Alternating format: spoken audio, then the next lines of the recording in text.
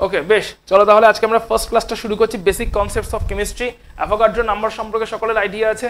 Avogadro নাম্বারের value কত? 6.022 into 10⁻23, বা কোথাও কোথাও লেখা আছে 6.023 ইন্টু 10⁻23। অ্যাভোগাড্রো নাম্বার এটা একটা হাইপোথেটিক্যাল নাম্বার, নাম্বারের ভ্যালুটা যেন মুখস্থ থাকে, কারণ বিভিন্ন জায়গাতে নিউমেরিক্যাল করতে কাজে লাগবে। এই চ্যাপ্টারটা শুরু করবার আগে প্রথমে ক্লিয়ার করে দিই কি কি জিনিস অ্যাজ আ ব্যাকগ্রাউন্ড হিসেবে, মানে আপ টু 9-10 যা ক্লাস করেছো 9-10 ব্যাকগ্রাউন্ড হিসেবে তোমার কি কি জিনিসের প্রয়োজন হবে সেটা ক্লিয়ার করে দিই। সেই পার্টটা একটু রিভিশনসে রাখবে 9-10 ব্যাকগ্রাউন্ড হিসেবে। কেউ হয়তো আইএসসি থেকে পড়েছো, কেউ সিবিএসসি থেকে পড়েছো, বাট এই পার্টটা লাগবেই লাগবে। নাম্বার 1 সেটা হচ্ছে আপ টু 1 থেকে 36 অবধি এলিমেন্টগুলো পরপর সিকোয়েন্সিয়ালি যেন মেমোরাইজ থাকে। অ্যাটমিক নাম্বার 1 হাইড্রোজেন থেকে অ্যাটমিক নাম্বার 36 এই মেমোরাইজেশন কটা লাগবে চ্যাপ্টার শুরুতেই বলে দিচ্ছি, এই কটা মেমোরিতে যেন থাকে।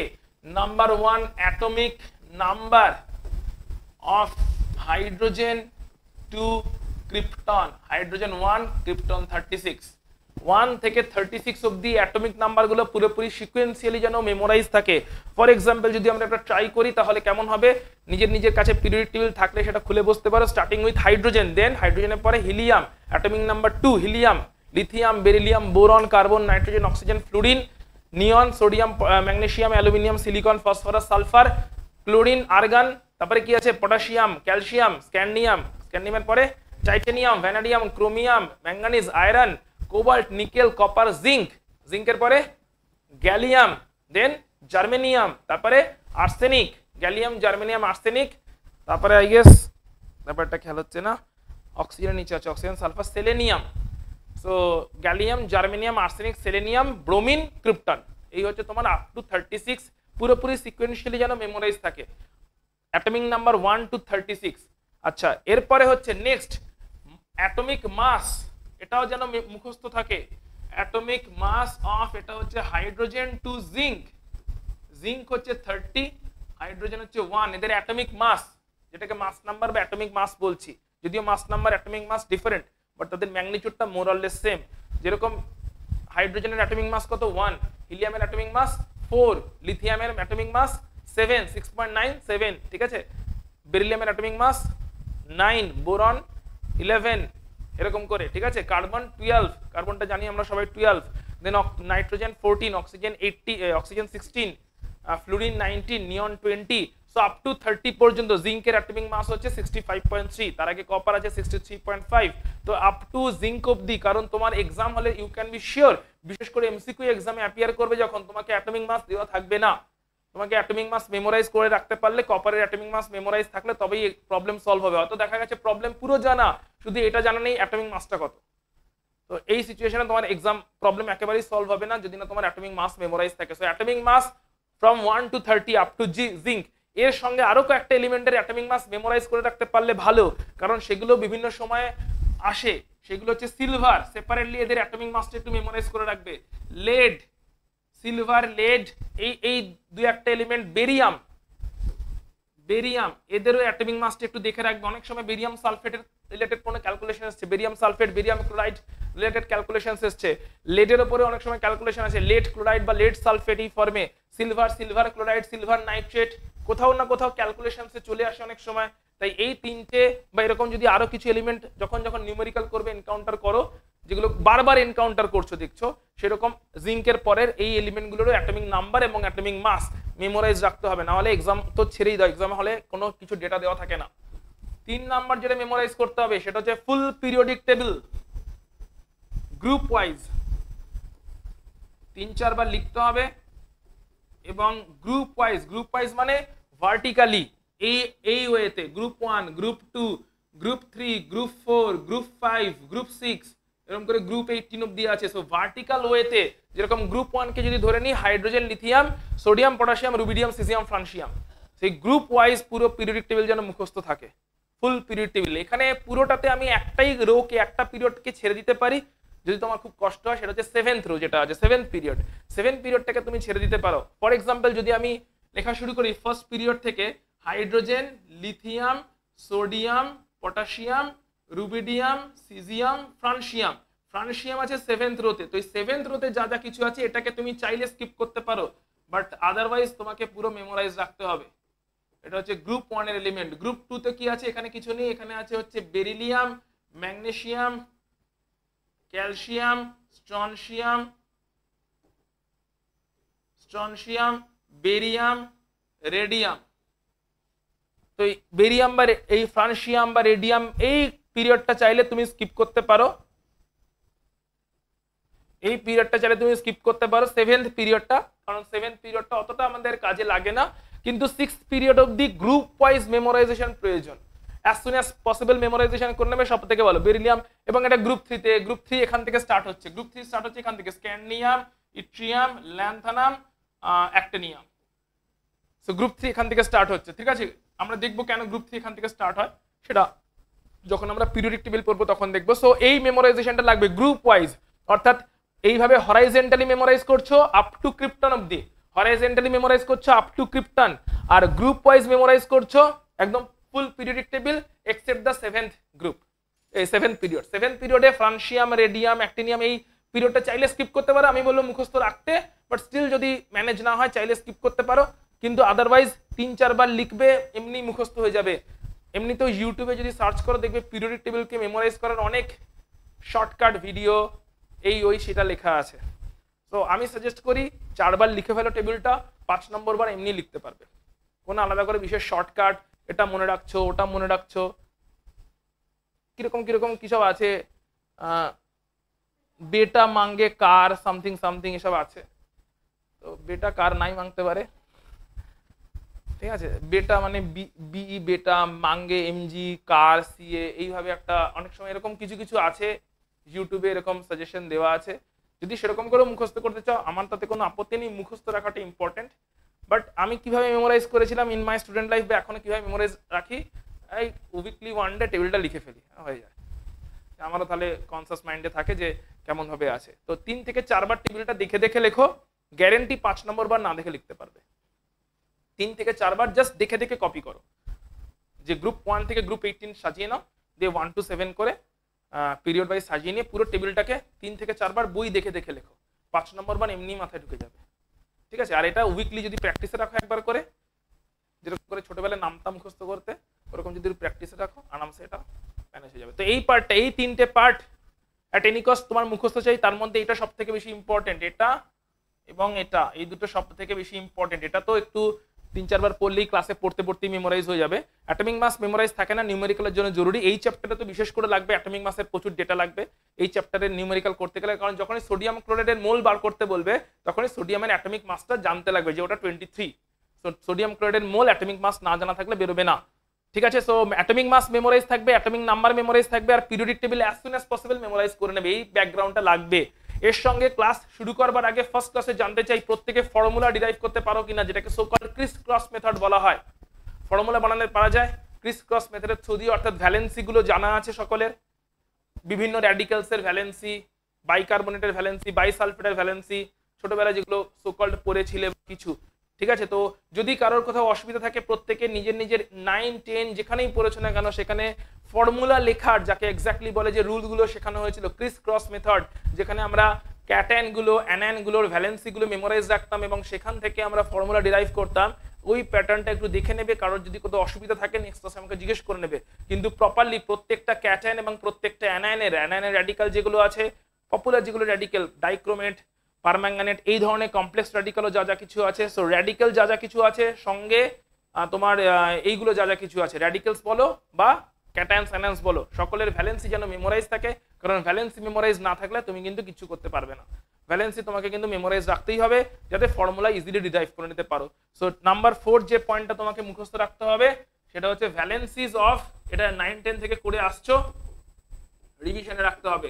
ভ্যালেন্সিস of cationic radical and anionic radicals, যত রকমের র্যাডিক্যালস আছে, কারোর যদি এর কোনো লিস্ট না থেকে থাকে, হয়তো বই ছিল হারিয়ে গেছে, কিছু অসুবিধা হয়েছে, কোনো লিস্ট না থেকে থাকে আমাকে চেয়ে নেবে, আমার কাছে একটা সেপারেট পিডিএফ আছে যেখানে যেটা 9-10 স্টুডেন্টসদেরকে লেখানো হয়েছে, ওদের থেকে আমি স্ক্যান করে তোমাকে পাঠিয়ে দেবো। কারোর যদি ভ্যালেন্সি লিস্ট টোটাল না থেকে থাকে, ক্যাটায়ন যত যত আছে, অ্যানায়ন যত যত আছে, সো আমাকে একটু রেসপন্স করে বলো প্রত্যেকের কি ভ্যালেন্সি মনে আছে, কারণ আমি এক্ষুনি জানতে চাইবো তোমার থেকে যে বিভিন্ন ক্যাটায়ন বা অ্যানায়নের ভ্যালেন্সি মনে আছে, মোরাললেস ভ্যালেন্সি মনে আছে, মোটামুটি মনে আছে সব নাম মোটামুটি মনে আছে, রিভিশনে নিয়ে নেবে যাতে পুরোটা মনে থেকে যায়, কারণ না হলে সোডিয়াম সালফেটের ভ্যালেন্সি জানা নেই, সোডিয়াম সালফেট ভ্যালেন্সি জানা নেই, ফর্মুলা বানাতে পারবে না, ফর্মুলা বানাতে না পারলে মলিকুলার ওয়েট ক্যালকুলেশন হবে না, সোজা কথা একদম, কারণ ফর্মুলা জানতে লাগবে মলিকুলার ওয়েট ক্যালকুলেশন করতে গেলে। ভ্যালেন্সি মনে আছে, অল্প অল্প না পুরো ভ্যালেন্সি মনে আছে, রিভাইজ করতে হবে।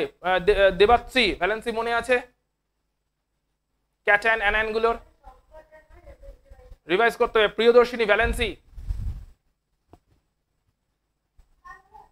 অদ্রিজা ভ্যালেন্সি, তনুষা গুড, নন্দিনী নন্দিনী চলো একটু রিভিশন করে নেওয়া যাক। ক্যাটায়ন কতগুলো ক্যাটায়নের ভ্যালেন্সি জিজ্ঞেস করছি, বলতে থাকবে। ক্যাটায়নস উইথ +1 ভ্যালেন্সিস, একজন করে নাম বলতে থাকবে। ক্যাটায়ন একটা যার +1 ভ্যালেন্সি, কুইকলি Na+। নেক্সট যাকে জিজ্ঞেস করব সে বলো, ক্যাটায়ন +1 ভ্যালেন্সি যাকে জিজ্ঞেস করব সে নাম বলবে একটা করে, বলো +1 ভ্যালেন্সি, কুইক লিকশন। +1 ভ্যালেন্সি Na+ চলে এসেছে, পরের জন আরেকজন Na+ ছাড়া +1 ভ্যালেন্সি H+, ওকে বলো ভার্গব, তাই তো বলো +1 ভ্যালেন্সি K+, ওকে বলো অনলাইনে যারা আছো, দেবাত্রী +1 ভ্যালেন্সি ক্যাটায়ন Li+, ওকে প্রিয়দর্শিনী +1 ভ্যালেন্সি, আর কিছু আচ্ছা Li+, প্রিয়দর্শিনী, দেবাত্রী +1 ভ্যালেন্সি, অনেকগুলো চলে এসেছে, আর কিছু বলো বলো। Na+ হয়ে গেছে, Na+, H+, K+, Li+ হয়ে গেছে এগুলো। অদ্রিজা +1 ভ্যালেন্সি, 2+ কোত্থেকে আসছে, +1 বলছি তো। তনুষা +1, রুবিডিয়াম প্লাস, ওকে আর কিছু, সিজিয়াম প্লাস, ওকে আর কিছু, নন্দিনী ক্যালসিয়াম 2+, +1 এ আর কিছু, Hg+, আচ্ছা Hg+টাতে আসছি, যেগুলো ভ্যারিয়েবল ভ্যালেন্সি শো করে সেগুলোতে আসছি। নরমাল আর কিছু +1 ভ্যালেন্সিতে কেউ বলতে চাও? এইটাও কি, এইটাই কেউ বলনি। অ্যামোনিয়াম এটা র্যাডিক্যাল, এগুলো ক্যাটায়ন, এটা র্যাডিক্যাল, ক্যাটায়নিক র্যাডিক্যাল। র্যাডিক্যাল মানে গ্রুপ অফ আয়ন্স, ঠিক আছে? যখন সিঙ্গেল অ্যাটমের আয়নটা প্রেজেন্ট থাকছে তাকে বলছি ক্যাটায়ন। সিঙ্গেল অ্যাটমের আয়ন দ্যাট ইজ ক্যাটায়ন বা অ্যানায়ন, আর গ্রুপ অফ অ্যাটম হলে তাকে র্যাডিক্যাল। তো ডিফারেন্সটা জানতে লাগবে। এইটাই একটা কোশ্চেন ছিল কোনো একবার নিচের, এক্স্যাক্টলি এটা কোশ্চেন ছিল কোনো একবার নিচে, র্যাডিক্যাল আর ক্যাটায়নের মধ্যে এক্স্যাক্ট ডিফারেন্সটা কি, 4টে অপশনস দেওয়া আছে। এমন নয় যে বিশাল কিছু হাইফাই লেভেলের কোশ্চেন্স থাকে, একদম গ্রাউন্ড লেভেলের কোশ্চেন্স থাকে, আর সেটা ক্র্যাক করতে লাগবে। সো র্যাডিক্যাল মানে কি, যখনই গ্রুপ অফ আয়ন্স হয়ে যাচ্ছে তখন তাকে বলছি ক্যাটায়নিক র্যাডিক্যাল, এটা র্যাডিক্যাল। যখন সিঙ্গেল আয়ন থাকছে তখন তাকে আমরা বলছি আয়ন্স, ঠিক আছে? আচ্ছা +2 তে যাচ্ছি একইভাবে। +2 রিভিশন চাই এই জিনিসটার, কারণ ফর্মুলা ডিরাইভ করতে না পারলে তোমার প্রচুর প্রবলেম হবে। আচ্ছা একটা কাজ করছি, তারা +2টাকে আমরা পাশেই করে নিচ্ছি, অ্যামোনিয়ামটাকে আমরা এইদিকে লিখে দিচ্ছি, অ্যামোনিয়াম। আচ্ছা চলো +2 স্টার্টিং উইথ, চলো অনলাইন দিয়ে স্টার্ট করছি। নন্দিনী বলো +2, Mg2+, ওকে নেক্সট কে আছো? তনুষা Zn2+। ভ্যারিয়েবল ভ্যালেন্সি যাদের আছে তারা এখনই বলবে না, যাদের সিঙ্গেল ভ্যালেন্সি দেখা যাচ্ছে সেগুলোই এখন ডিসকাস করছি। ভ্যারিয়েবল ভ্যালেন্সিতে আসছি এর পরে। Mg2+, Zn2+, অদ্রিজা বল বল। Beryllium 2+, fine. Next Priyadarshini calcium 2+, Debatri আচ্ছা স্ট্রনশিয়াম, একজন স্ট্রনশিয়াম বলেছে, একজন ক্যালসিয়াম বলেছো, তাই তো? কে কোনটা বলেছে আমি বুঝতে পারিনি যদিও। So calcium 2+, strontium 2+, beryllium 2+, Zn2+, magnesium 2+। ভার্গব, চৈতি, আরে বল আরো দুই একটা। ইকশান মাইনাসে কোথায়, আমরা তো প্লাসে বসে আছি, ক্যাটায়নে আছি আমরা। বেরিয়াম 2+, আর কিছু? নিকেল 2+, কোবাল্ট 2+, ঠিক আছে? নিকেল 2+, কোবাল্ট 2+, এগুলো হচ্ছে তোমার +2 ভ্যালেন্সি, স্টেবল +2 ভ্যালেন্সি, কমন যেগুলো শো হচ্ছে। So this are +2 valency. Magnesium এগুলো হচ্ছে গ্রুপ 2। গ্রুপ 2 হচ্ছে magnesium, beryllium, calcium, strontium, barium, এগুলো ট্রানজিশন মেটালের মধ্যে। জিঙ্ক, নিকেল, কোবাল্ট, এগুলো +2 ভ্যালেন্সি, পার্মানেন্টলি +2 ভ্যালেন্সি শো করছে। এছাড়া +2 আরো আছে, কিন্তু সেগুলো ভ্যারিয়েবল ভ্যালেন্সিতে আমরা দেখব। রেডিয়ামও হবে, রেডিয়াম 2+ হবে। আমরা অতটা রেডিওঅ্যাক্টিভ বলে অতটা ইউজ করি না, তাই লিখছি না আলাদা করে। সো গ্রুপ 1 এ যারা ছিল তারা +1, অ্যামোনিয়াম হচ্ছে একটা র্যাডিক্যাল। গ্রুপ 2 তে যারা, তারা হচ্ছে +2, সঙ্গে ট্রানজিশন মেটালও কিছু আছে +2, Zn2+, নিকেল 2+, কপার 2+, এগুলো ট্রানজিশন মেটাল বলে এদেরকে। এটা হচ্ছে +2 ভ্যালেন্সি। নেক্সট +3 ভ্যালেন্সি বলো, ক্যাটায়ন +3 ভ্যালেন্সি, +3 ভ্যালেন্সি শো করে, বলো মোহনা। +3 স্ক্যান্ডিয়াম +3, ওকে, স্ক্যান্ডিয়াম অনলি +3 করে না, ওগুলো ভ্যারিয়েবল ভ্যালেন্সিতে পড়ে যাবে। +2 করে, +3 করে, পার্মানেন্টলি +3, টিপিক্যালি +3। ইকশান +3 ভ্যালেন্সি, Fe3+ ভ্যারিয়েবল ভ্যালেন্সিতে আনবো, কারণ Fe2+ করে, Fe3+ করে, পার্মানেন্ট +3, অনলি +3। ভ্যারিয়েবল চাইছি না এই মোমেন্টে, কারণ ট্রানজিশন মেটালগুলো সবই মোস্টলি ভ্যারিয়েবল ভ্যালেন্সি শো করে। তো এক্ষুনি আমরা ভ্যারিয়েবল ভ্যালেন্সি চাইছি না, পার্মানেন্ট +3। বল অ্যালুমিনিয়াম 3+, ভেরি গুড, অ্যালুমিনিয়াম 3+। আর কিছু? চৈতি, অনলাইনে যারা আছো কেউ একজন অনলাইন থেকে বল। নাইট্রোজেন তো 3-, অ্যানায়ন হবে তো, +3 তে আছে।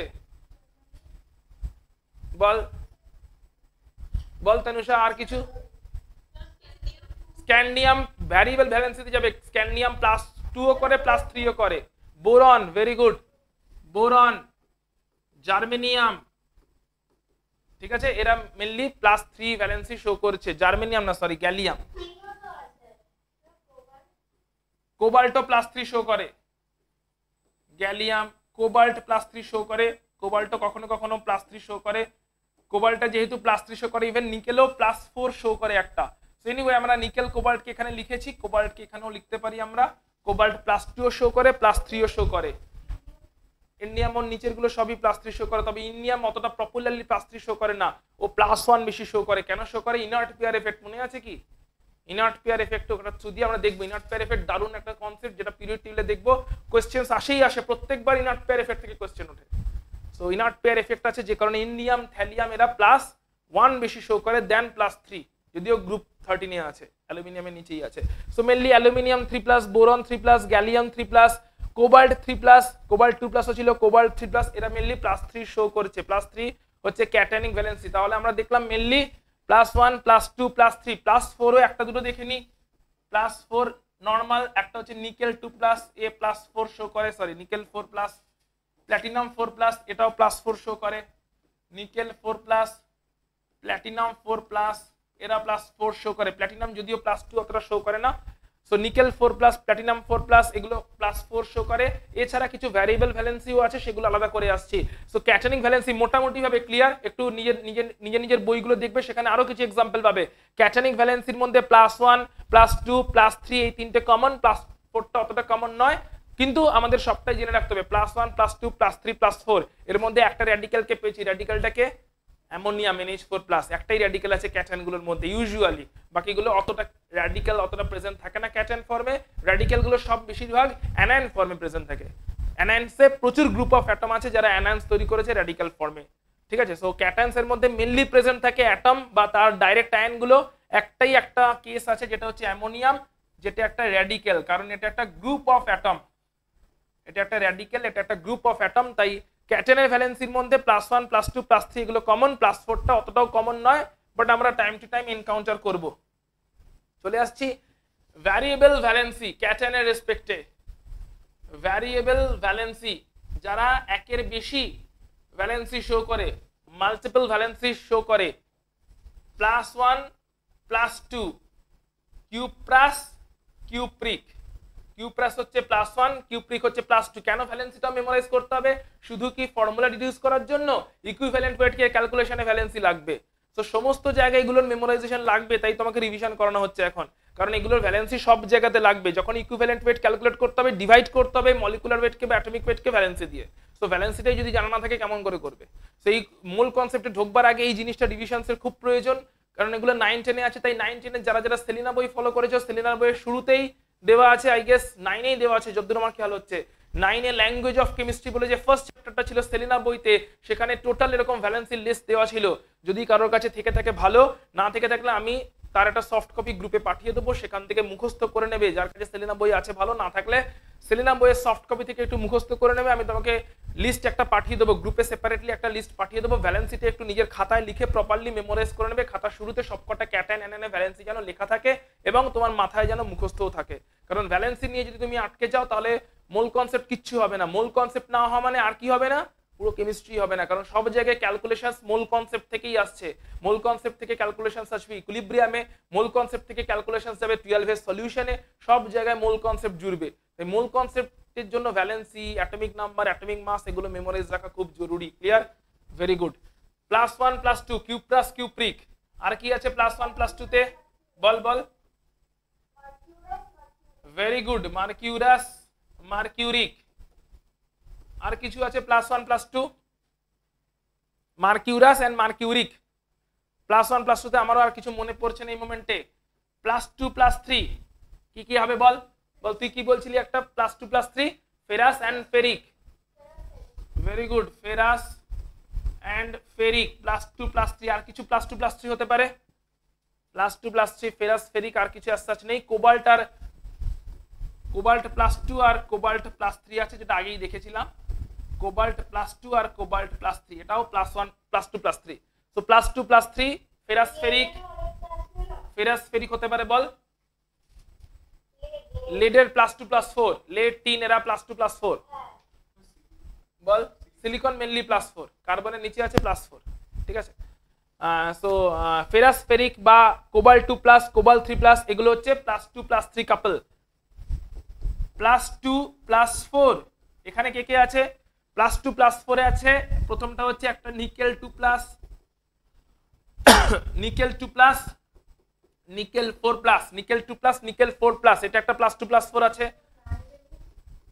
ম্যাঙ্গানিজের অনেক +2 থেকে +7, যখন আমরা ট্রানজিশন মেটালে আসবো দেখবো ম্যাঙ্গানিজের অনেকগুলো ভ্যালেন্সি +2 থেকে +7, +2 +3 +4 +5 +6 +7। সো +2 +4 এ আছে একটা হচ্ছে লেড, প্লাম্বাস, প্লাম্বিক। প্লাম্বাস আর প্লাম্বিক +2 +4। +2 +4 এর একটা আছে টিন, স্টেনাস, স্টেনিক। এরা হচ্ছে +2 +4 বল। গোল্ড +1 আর +3 AU প্লাস। আচ্ছা গোল্ড হচ্ছে এর একটা কেস, +1 আর +3, +1 +3 AU প্লাস বা AU3+, এটা গোল্ড। ঠিক আছে। কোনটা আছে বল? সিলভার আছে +1 +2, একদম ঠিক। +1 +2 তে এর একটা হবে সিলভার, AG+, AG2+। ঠিক আছে, +1 +2 হতে পারে এটা। তো আর গোল্ড বেসিক্যালি +1 আর +3 দেখায়। ঠিক আছে। সেগুলো হচ্ছে মোটামুটি ভ্যারিয়েবল ভ্যালেন্সি। ক্যাটায়ন সবগুলোই cuprous cupric, mercurous mercuric, aurous auric, aurous auric, ferrous ferric. এদের আলাদা করে নাম নেই। কোবাল্ট 2+, দুটোকেই কোবাল্ট বলেই বলে। কোবাল্টাস কোবাল্টিক এরকম নাম নেই কিছু। So cobalt 2+, cobalt 3+, nickel 2+, nickel 4+। এরা হচ্ছে আবার প্লাম্বাস, প্লাম্বিক, স্টেনাস, স্ট্যানিক। এটা হচ্ছে আর্জেন্টাস, আর্জেন্টিক। ক্লিয়ার? সেগুলো হচ্ছে তোমার সবগুলো আমরা ক্যাটায়নিক ভ্যালেন্সি দেখলাম, +1 +2 +3, আর এগুলো হচ্ছে ভ্যারিয়েবল ভ্যালেন্সি। চলে আসছে অ্যানায়নিক ভ্যালেন্সিতে।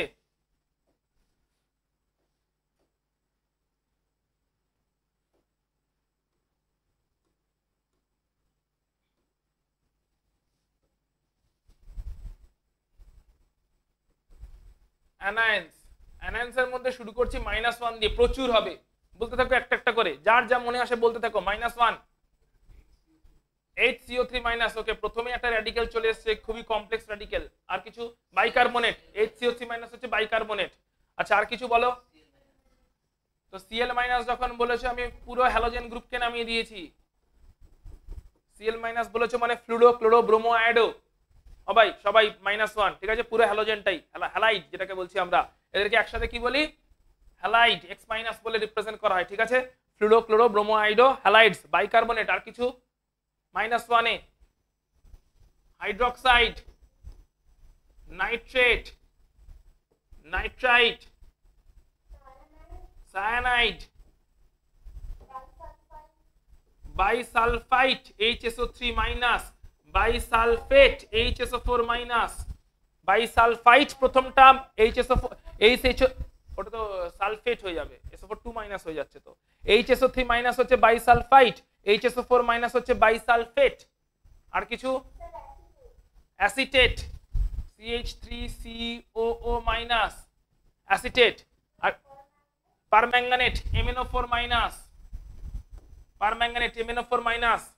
আর কিছু সবই -1 চলছে, বল।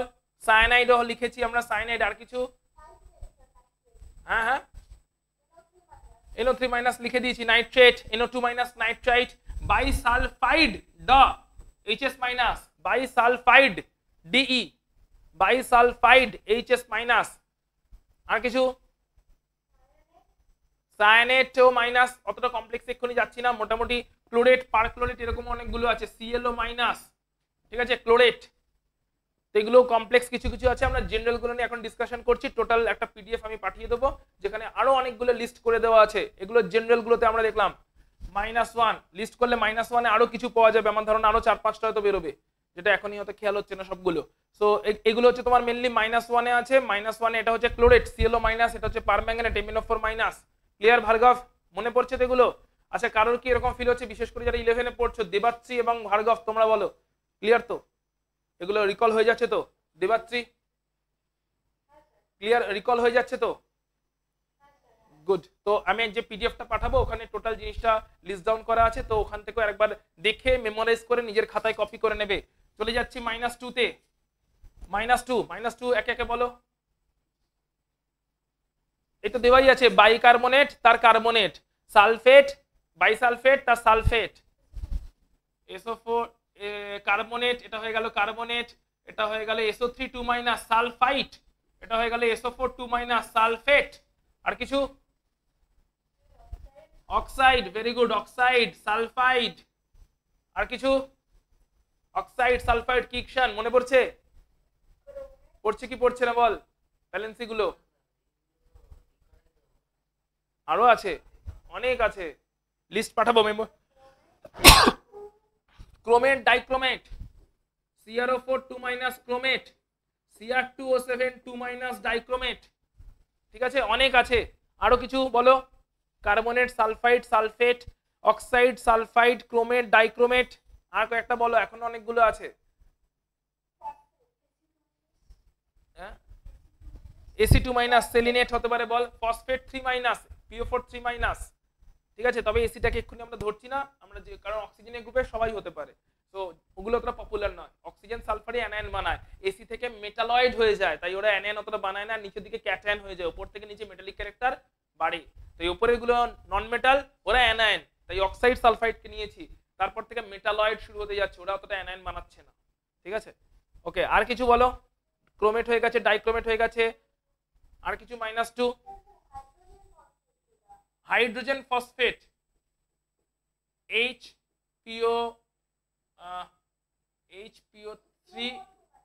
HPO3 2 ওটা হচ্ছে হাইড্রোজেন ফসফেট। এখানেও তাহলে একটা হবে, এখানে হবে হচ্ছে HPO3 না, দাঁড়া 1 মিনিট, দাঁড়া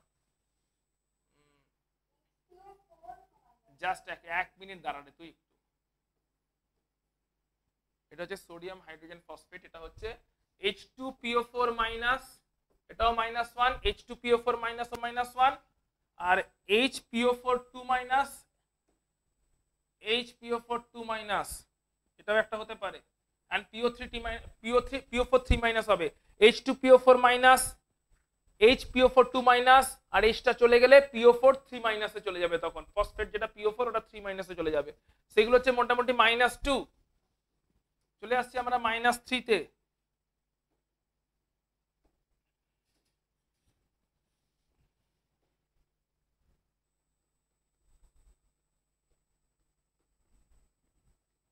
-3 এর মধ্যে কি কি হতে পারে বলো?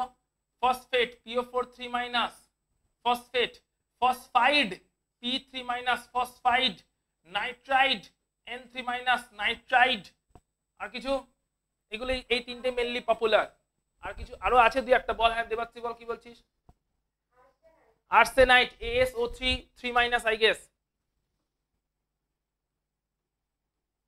ঠিক আছে। এরকম আরো 2-3টে হয়তো পাওয়া যাবে। -3 ততটা কমন নয়, -3 +3 এগুলো অতটা কমন নয়, মেনলি -1 -2 এটাই কমন, ওদিকে +1 +2 এগুলো কমন। তবে এখানে আরো কয়েকটা লিস্টে আরো কয়েকজন আসবে, তো সেটা একটু পিডিএফ থেকে দেখবে, যেটা পাঠাবো এগুলো থাকছে। তো ফসফেট, এটা ফসফাইড, এটা নাইট্রাইড DE, এটা হচ্ছে আর্সেনাইট, ঠিক আছে। তো এগুলো হচ্ছে -3 -4 একটা দুটোই আছে, কার্বাইড C4 -4 হয়, ঠিক আছে। কার্বাইড এরকম একটা দুটো লিমিটেড কয়েকটা আছে যেটা -4। সো বলো ফুল ভ্যালেন্সিতে মেমোরাইজড হয়ে গেছে। ফর্মুলা কেমন করে লেখে, ক্রিস ক্রস মেথডটা কেমন, ফর্মুলা লেখাটা হচ্ছে খুবই ইজি, জানো একবার জাস্ট আমরা কুইক রিভিশন করে নিচ্ছি। ধরো ক্যালসিয়াম ফসফেটের ফর্মুলা লিখতে বলেছে, তোমার কাছে ফুল মেমোরাইজড আছে ভ্যালেন্সি, অর্থাৎ এতক্ষণ যা যা ডিসকাস করলাম এটা টোটাল তোমার মেমোরাইজড আছে ব্যাকগ্রাউন্ডে।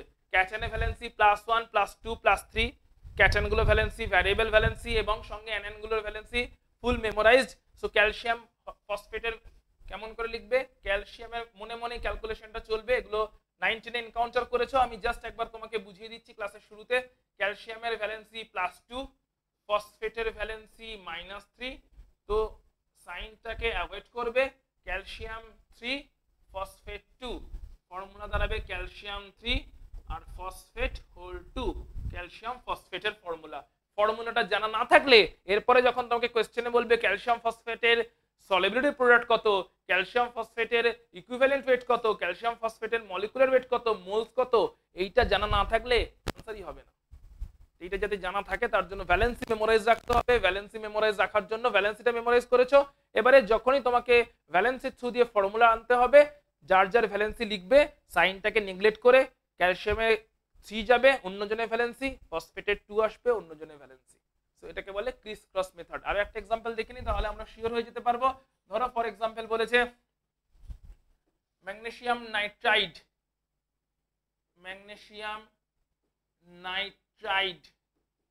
তাহলে কি হবে ম্যাগনেসিয়াম নাইট্রাইড, ম্যাগনেসিয়াম হচ্ছে জানো এগুলো, ম্যাগনেসিয়াম হচ্ছে +2, নাইট্রাইড হচ্ছে -3, তাহলে Mg3N2, সাইনটাকে ইগনোর করব, Mg3N2, ঠিক আছে, Mg3N2 এটা হচ্ছে ম্যাগনেসিয়াম নাইট্রাইড।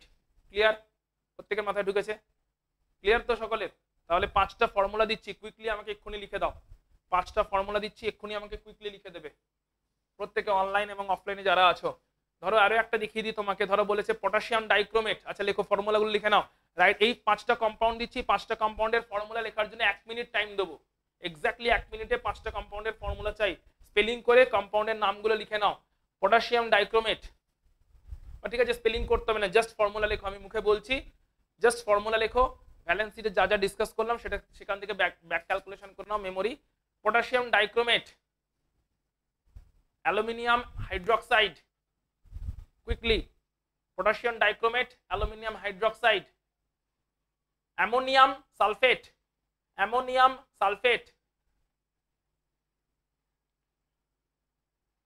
ক্যালসিয়াম নাইট্রাইড,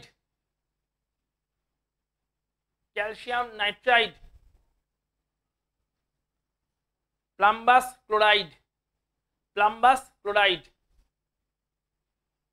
তাড়াতাড়ি লিখে ফেলো, plumbous chloride quickly.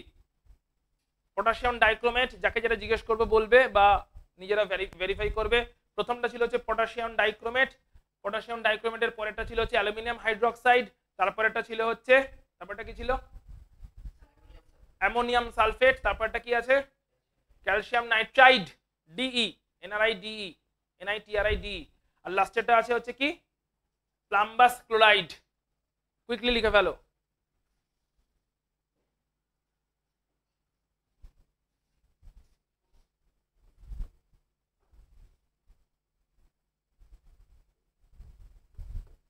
Potassium dichromate, তারপরটা কি আছে,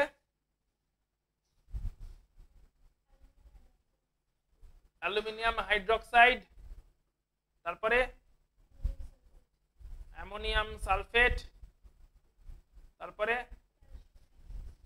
ক্যালসিয়াম নাইট্রাইড, লাস্টেরটা প্লাম্বাস ক্লোরাইড। প্রত্যেকে বোর্ড থেকে চেক করে নাও ঠিকঠাক করেছে কিনা, দিয়ে নিজেরাই বলো কে কি করেছো। তনুষা, কটা ঠিক হয়েছে? চারটে কেন, কোনটা ভুল হয়েছে এর মধ্যে? সবকটা সবকটা ঠিক হয়েছে তো? ওকে অদ্রিজা, কটা ভুল হয়েছে? অদ্রিজা সবকটা ঠিক হয়েছে? প্রিয়দর্শিনী সবকটা ঠিক হয়েছে? দেবাত্রী সবকটা ঠিক হয়েছে? লাস্টেরটাতে কেন ভুল হলো, কি এক্স্যাক্টলি ভুল হয়েছে বল?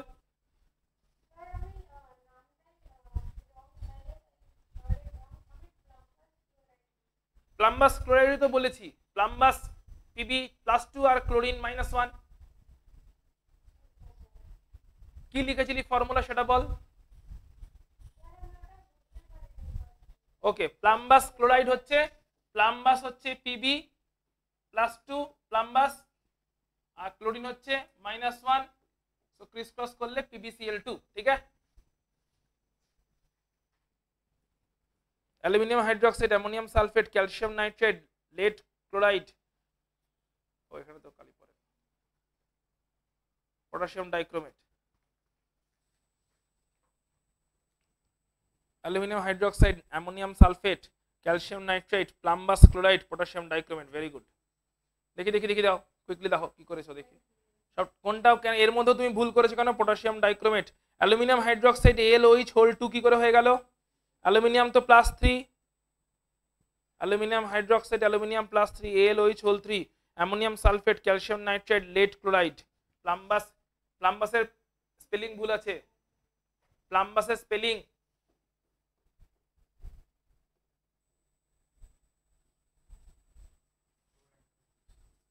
তোর কোনটা বার গেল রে? কেন রে অ্যামোনিয়াম সালফেট গেল কেন? Ammonium NH4, NH4 whole 2 SO3, এটা ভুল হয়েছে। NH4 হোল 2 SO4, NH4 কত? Aluminium hydroxide AlOH whole 3, calcium nitrite CH3N2, plumbous chloride, potassium dichromate, ঠিক, এটা ভুল হয়েছে। কি ভুল হয়েছে বুঝেছিস তো? অ্যামোনিয়াম কত বল? +1, তাই তো? আর সালফেট কত? 2-, সো এটা -2, তাহলে NH4 whole 2, NH4 whole 2 SO4 whole 1, 1টা লিখি না, NH4 হোল 2। ক্লিয়ার প্রত্যেকের? প্রত্যেকের ক্লিয়ার তো? ফর্মুলার পয়েন্টটা প্রত্যেকের ক্লিয়ার হোপফুলি, যাতে ফর্মুলা থ্রু দিয়ে কেমন করে, অর্থাৎ কোন একটা কম্পাউন্ড আছে তার রিঅ্যাকশনস লিখছো, ফর্মুলা জানা না থাকলে মলিকুলার ওয়েট থেকে শুরু করে মোল কনসেপ্টের total calculation, equivalent weight, stoichiometry, empirical formula, molecular formula, সমস্ত ক্যালকুলেশনস আটকে যাবে। সো এটার পিডিএফ যেটা পাঠাবো, আজকে তো ক্লাসে ডিসকাস করলাম +1 +2 +3 ভ্যালেন্সি, পিডিএফ যেটা পাঠাবো সেই পিডিএফটা থেকে সমস্ত ভ্যালেন্সি কোটা মেমোরাইজ করে নেবে। বেশ, চলো দেখা যাক 11 কি বলছে। আচ্ছা, এই পার্টিকুলার ওয়েটা আমরা ক্লাসে ফলো করব বা তোমরা বাড়িতে ফলো করবে, প্রত্যেকে খাতায় এটা লিখে নাও যে স্ট্র্যাটেজি কেমন করে 11 বলো, 12 বলো, যেই বলো, এক্সাক্ট ফিজিক্স, কেমিস্ট্রি, বায়োলজির জন্য এটাই স্ট্র্যাটেজি থাকবে। ম্যাথসের জন্য একটু ডিফারেন্ট হয়, সেটা ম্যাথসের টিচার থেকে একটু গাইডলাইন নিয়ে নেবে, বাট ফিজিক্স, কেমিস্ট্রি, বায়োলজির জন্য এটাই স্ট্র্যাটেজি রাখবে, এতে পড়াটা ভালো হবে, ইন্টেন্স হবে। নাম্বার 1, টেক্সট বুক স্টাডি, প্রত্যেকে লিখে নাও নিজের নিজের খাতায়। টেক্সট বুক স্টাডি, এটা ফর অবভিয়াস, মানে যে এইচএসসি বাস্তব ফলো করছো, যে মডার্ন এবিসি ফলো করছো, যে যাই বই ফলো করছো, সেই বইয়ের thorough textbook line by line study প্রয়োজন, লাইন বাই লাইন। 11 এর বলো, 12 এর বলো, যে যেই প্রিপারেশন নিচ্ছ, নিচের প্রিপারেশন নিচ্ছ, 12 এ আছো, তাকেও 11 এন্ড 12 ফলো করতে হবে, যে 11 এ পড়ছো তাকেও 11 ফলো করতে হবে। অর্থাৎ স্ট্র্যাটেজি নাম্বার 1 হচ্ছে text book thoroughly study. Number 2, example practice from text book. প্রত্যেকটা টেক্সট বুকে প্রত্যেক চ্যাপ্টারে কিছু না হলো 50+ নিউমেরিক্যাল সলভ করে দেওয়া থাকে, যেগুলো নিউমেরিক্যাল বেস চ্যাপ্টার। যেরকম মোল কনসেপ্টের এবিসি কেমিস্ট্রি চ্যাপ্টারটাতে 150 নিউমেরিক্যাল সলভ করে দেওয়া আছে, এইচএসসি বাস্তবে রাফলি 94 নিউমেরিক্যাল সলভ করে দেওয়া আছে। সো সলভ নিউমেরিক্যাল গুলো যদি করো তাহলেও অনেক, এক্সারসাইজে না গেলেও চলবে, সলভ নিউমেরিক্যাল গুলোই করো। So example practice, each and every example practice করবে from your textbook. Number 3, numerical PDF আমি একটা করে পাঠাবো, সো নিউমেরিক্যাল পিডিএফ প্র্যাকটিস, যেটা আমরা ক্লাসেও কিছু নিউমেরিক্যাল করব, সঙ্গে একটা পিডিএফও পাঠিয়ে দেবো, যেটাতে বেসিক্যালি সলিউশনও করে দেওয়া আছে এবং তোমার কোয়েশ্চেনটাও দেওয়া আছে, সলিউশনও দেওয়া আছে। সো সেটাও বাড়িতে সেলফ প্র্যাকটিসের জন্য প্রয়োজন, সেলফ প্র্যাকটিস করবে সেখান থেকে নিউমেরিক্যাল পিডিএফ থেকে। নাম্বার 4, এনসিইআরটি এক্সারসাইজ সলভ, প্রত্যেকটা বইয়ের শেষে এনসিইআরটির এক্সারসাইজ দেওয়া আছে করে সলভ করে তোমাকে বাড়িতে ওটা সলভ করা প্র্যাকটিস করতে হবে। এনসিইআরটি ছাড়া নিটও হবে না, জেই হবে না, নিট তো হবেই না, জেইরও চাপ আছে। এনসিইআরটির কোশ্চেন আনসার প্র্যাকটিস না করতে পারলে জেইর কথাও ভুলে যেতে হবে। তো বেসিক জিনিসগুলো এগুলো একদম ফান্ডামেন্টাল। এনসিইআরটি এক্সারসাইজ প্রত্যেকটা বইয়ের শেষে, এবিসি বলো তোমার নূতন বলো, সব বইয়ের শেষে এনসিইআরটি সলভ করে দেওয়া আছে। দেখবে চ্যাপ্টার স্টাডি করার পরে এনসিইআরটি এক্সারসাইজটা পড়বে, পড়ে নিয়ে কি করবে সেটা বাড়িতে নিজেকে সলভ করতে হবে, সেপারেট খাতা করবে এনসিইআরটি এক্সারসাইজ সলভ করার জন্য। এনসিইআরটি এইভাবে তিনটে সেপারেট খাতা করে পড়ার চেষ্টা করবে। একটা ক্লাসের জন্য খাতা রাখবে, একটা খাতা অনলি নিউমেরিক্যাল প্র্যাকটিসের জন্য রাখবে। যে নিউমেরিক্যাল চ্যাপ্টার আছে, 11 এর নিউমেরিক্যাল হোক, 12 এর নিউমেরিক্যাল হোক, যে নিউমেরিক্যাল এনকাউন্টার করবে তার জন্য একটা সেপারেট কপি রাখবে। আর 3 নাম্বার হচ্ছে এনসিইআরটি কে সলভ করার জন্য একটা সেপারেট কপি রাখবে, যেখানে অনলি এনসিইআরটি এক্সারসাইজটা সলভ করতে থাকবে।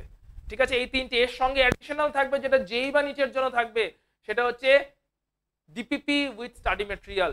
অর্থাৎ এভরি চ্যাপ্টারের শেষে বেশ কিছু আমি practice problem as a assignment পাঠাবো উইথ সলিউশন। লিখে রাখো ডিপিপি উইথ স্টাডি ম্যাটেরিয়াল, যেটা এখানে লিখে রেখেছি আমরা এমসিকিউজ এন্ড অ্যাসাইনমেন্টস এরকম করে। তো ডিপিপি পাঠানো হবে প্রত্যেক চ্যাপ্টারের শেষে, সফট কপিতে গ্রুপে পোস্ট করা হবে। ওইখানে একটা সিনপসিস স্টাডি ম্যাটেরিয়ালও থাকবে, অর্থাৎ চ্যাপ্টারটা একটা সামারিও থাকবে, একটু অ্যাডভান্স লেভেলের সামারিটা থাকবে। And at the same time তার সঙ্গে আর কি থাকবে, ডিপিপি থাকবে উইথ সলিউশন থাকবে। ওটা বাড়িতে নিজেকে প্র্যাকটিস করতে হবে, প্র্যাকটিস করবে সলিউশন দেখবে, প্র্যাকটিস করবে সলিউশন দেখবে। সো ডিপিপি পার্টটা important. And last but not the least, exam যখন হবে, এক্সামের প্যাটার্নটা কেমন থাকবে সেটাও বলে দিই। ধরো যে টাইমটায় ক্লাসে আসছো, ক্লাস শেষ হয়ে যাওয়ার পরে যেদিন এক্সাম রাখবো, ক্লাস শেষ হয়ে যাওয়ার পরে 1 আওয়ারের এক্সাম থাকবে। ঠিক আছে, at the end of the class 1 hour একটা এক্সাম থাকবে, যেটা এমসিকিউজ এক্সাম হবে। অবভিয়াসলি ওএমআর শিটে গোল করতে হবে। 45 কোশ্চেন্স থাকবে, 1 আওয়ার টাইম থাকবে। তোমরা দিয়েছো এর আগে একবার দুবার, তুই হয়তো দিসনি, আই গেস অদ্রিজা দিয়েছিল 2-1টা। তো যাই হোক, আমরা টোটাল ফুল 11-12 এর সিলেবাসের উপরে টাইম টু টাইম সিলেবাস বলে দেওয়া হবে, এবং সেই সিলেবাসের উপরে তুমি শুধু 11 এর সিলেবাসে অ্যাপিয়ার করবে। তোমরা 11 এবং 12 এর দুটো সিলেবাসেই যেরকম সিলেবাস বলে দেওয়া হবে সেই সিলেবাসের উপরে 45 কোশ্চেন্স থাকবে, এন্ড এক্সামসে অ্যাপিয়ার করতে হবে। Clear? And of the class, আলাদা করে সেকেন্ড ডে কোনোদিন আসতে হবে না, ক্লাসের শেষেই এক্সামে অ্যাপিয়ার করে যাবে।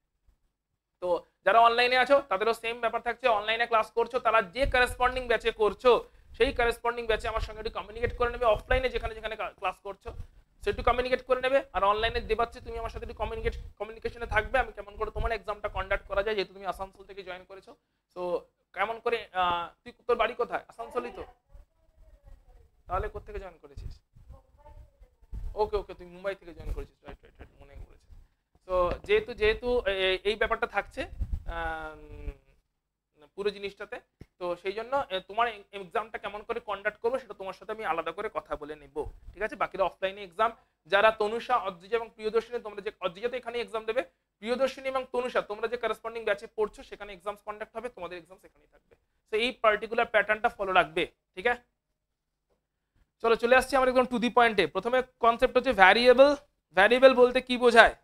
ভ্যারিয়েবল, অ্যাকুরেসি, প্রিসিশন, এই পার্টটা হচ্ছে একদম ফান্ডামেন্টাল ম্যাথমেটিক্স এর পার্ট, যেটা আমাদের জানতেই হবে। একদম ম্যাথমেটিক্স, প্রথমে কিছুটা ম্যাথমেটিক্স করে নিচ্ছি, যেখানে significant figure, variable, accuracy, precision এগুলো নিয়ে ডিসকাস করে নিচ্ছি।